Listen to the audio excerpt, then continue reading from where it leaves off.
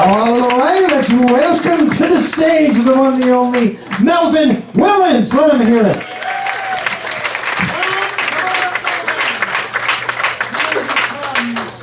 Here comes Melvyn. All right. Here he goes. Thank you. All right. Okay.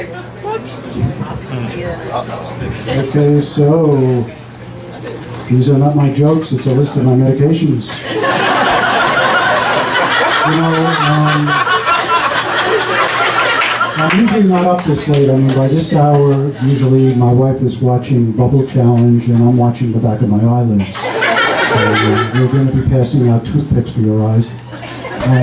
You know, anybody here had a Me Too moment? You know what that is? Everybody know, talk about Me Too? I'm sure somebody does. You're probably embarrassed to admit it.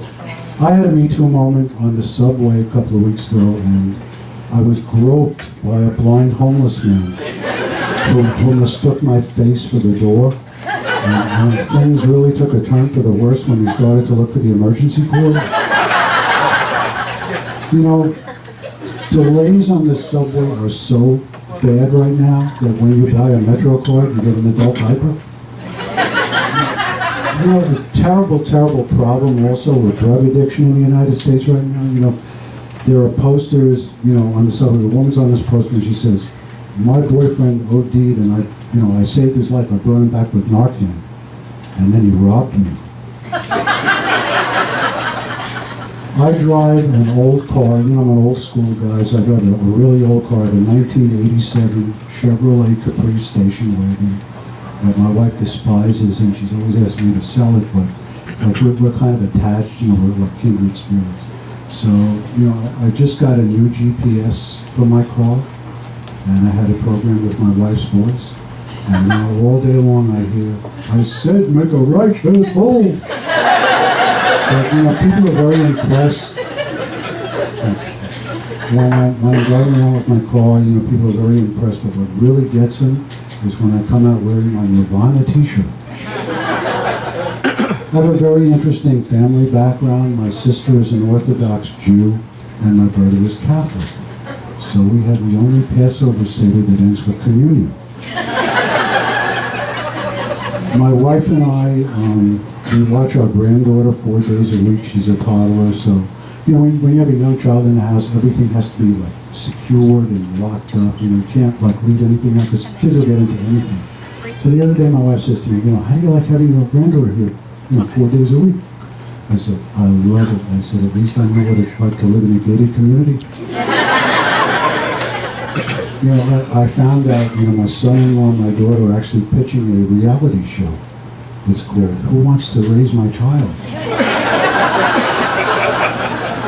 I recently got an invitation to audition for a 60-plus comedy tour. So I told my son, you know, I was really excited. My son said, "How come they picked you? Did everybody else pass away?" I did a show in a nursing home a couple of weeks ago, and it was very, very distressing to me, you know, because when I finished my show, the aides kept trying to take me back to my room.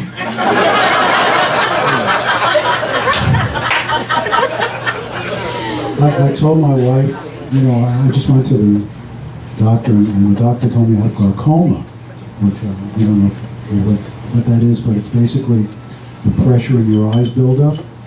So I told my wife, I said, you know, "Honey, you know, I got glaucoma." She said, "What's going to happen to you?" I said, "Well, I could go blind." She said, "Well, then you won't be able to see me." I said, "Okay, that's it. I'm not taking my medicine." I used to work in Tiffany's on 57th Street. I was a seasonal employee. So, you know, I take people, you know, guests would come into the store, and I'd take them up to the second floor, which was where they sold the engagement rings. And I used to say, "Well, this is the happy floor." So the next year I'm back there again. I see this fellow I recognize. I said, "What's the matter with you? You look so sad." He says, "Can you direct me to the alimony floor?" And, you know, when my parents died, I was very, very depressed, because they died within less than a year of each other. I started drinking. I used to keep a bottle of vodka under the front seat of my car.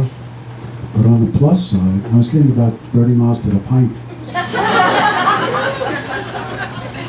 The other night I'm in bed with my wife, and I said, Yeah, want to fool around? She said, sure, but make sure the defibrillator is turned on. Well, that is my time. I thank you.